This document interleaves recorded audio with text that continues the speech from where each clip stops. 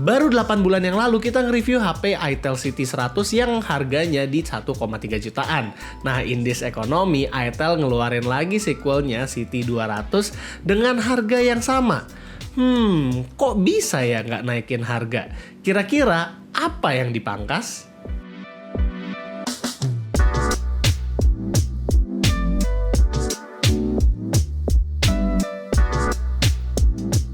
Kalau kita lihat dari desain boxnya sih kurang lebih sama ya sama yang City 100.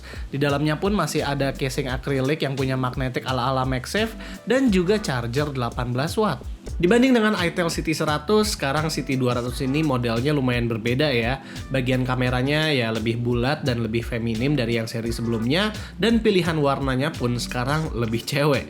Ada Vibe Purple, Bass Black, Echo Silver, dan Melody Pink. Nah, buat bagian layar, perubahan yang kelihatan banget itu ada di kamera depannya, dimana kemarin modelnya itu masih drop, yang sekarang sudah punch hole.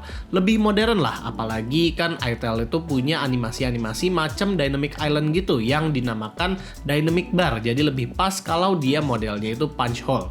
Biometric sign-in seperti yang ada di City 100, ada face recognition dan juga fingerprint yang ada di samping.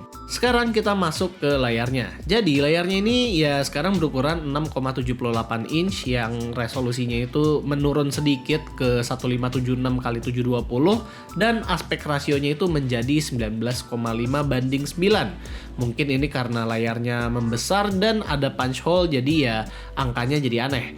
Dan refresh rate-nya sih dinaikin sampai up to 120 Hz ya, tapi di menu itu secara default masih 90 Hz. Kalau kita mau 120 Hz, kita harus set masing-masing per aplikasi. Ya namanya HP murah, kalau nanti di 120 Hz secara default, ya battery life-nya itu bisa bocor. Dan juga soal bezelnya ya ukurannya kurang lebih masih sama. Oke, bicara soal UI, Itel ini nggak ada perubahan di segi UI-nya. Jadi control centernya masih mirip iPhone, brightness dan volume juga masih gampang sih diaksesnya. Dengan logo-logo yang nggak ada namanya kecuali kalau kita tarik ke bawah sekali lagi. Bloatware-nya tentu masih ada, Babe dan lain-lain masih ada juga buat TKDN, tapi masih bisa dihapus kecuali Palm Store ini. Hot apps and games ini juga bisa dihilangin, ya intinya harus tweak-tweak dulu lah sebelum pakai buat jadi daily driver. Yang di-upgrade adalah sekarang City Series ada NFC-nya. Yes, smartphone ini bisa dipakai buat ngisi saldo e-tol atau flash yang ya buat berkendara zaman sekarang itu penting banget. Nah, karena smartphone ini di-upgrade jadi ada NFC, sementara komponen lagi mahal dan harga City Series-nya itu masih sama, jadi HP-nya itu di-downgrade sedikit di spesifikasi. CPU-nya sih masih sama-sama UniSoC T7250, tapi RAM-nya sekarang di-downgrade jadi 4GB aja.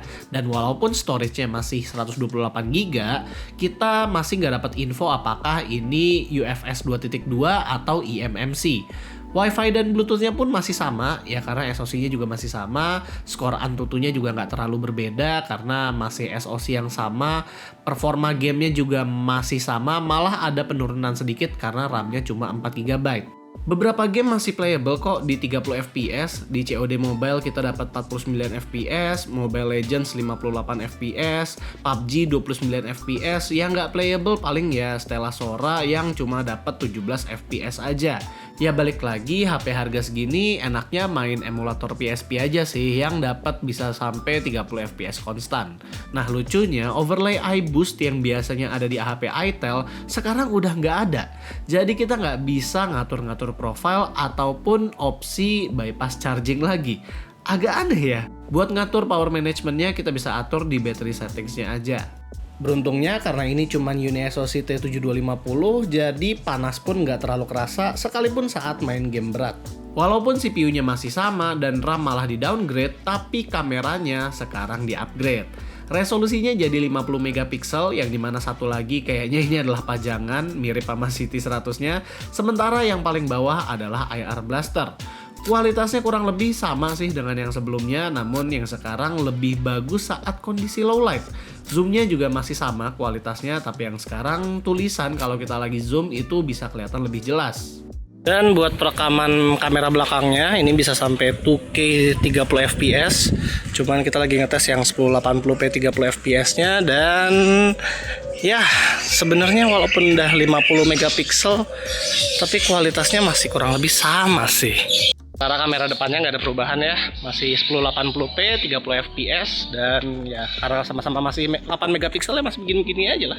Dan HP ini punya fitur dual video juga, dual video perekaman, tapi ya jadinya layoutnya seperti ini ya, satu tuh dipotong, satu lagi ya kayak satu video dipotong aja. Dan ini sebenarnya bisa diatur, jadi mau kamera depannya lebih banyak kah proporsinya atau kamera belakangnya yang lebih banyak proporsinya. Tapi ya maksimal 1080p 30 fps doang. Karena kapasitas baterainya masih sama, jadi ketahanan baterainya juga sama. Tapi kita ngetesnya ini di kondisi refresh rate-nya di lock di 90Hz. Kalau dinaikkan ke 120Hz mungkin bisa lebih singkat. Dan yang ini lamanya itu adalah ngecasnya, dimana kalau ngecas dari 15-100% itu memakan waktu yang lumayan lama. Protes kita paling ya kenapa kabel charger yang tersedia di dalam kotaknya itu pendek banget. Sekarang di mana harga komponen itu lagi mahal-mahalnya, ya brand-brand tuh agak tricky ya dalam ngejaga produknya mereka. Antara dua sih, antara naikin harganya atau ya turunin speknya. Dan itel ternyata memilih untuk menurunkan speknya. Dengan RAM 4GB ya kita ngerasa ada sih sedikit nge-lag pas lagi navigasi, apalagi kalau misalnya dari standby ke wake up. Dan ya kalau misalnya nanti bakal ada aplikasi yang jalan di background lagi, mungkin bakal kerasa lagi nge-lag-nya. Tapi recap dari itel City 200 ini sendiri, ya RAM-nya turun ke 4GB, sekarang ada NFC, kamera di-upgrade sedikit, CPU sama. Dah gitu aja sih sebenarnya. Kalau misalnya menurut kalian, HP ini worth it nggak sih di zaman sekarang, dimana ini adalah salah satu HP yang paling murah dengan NFC yang bisa kita beli?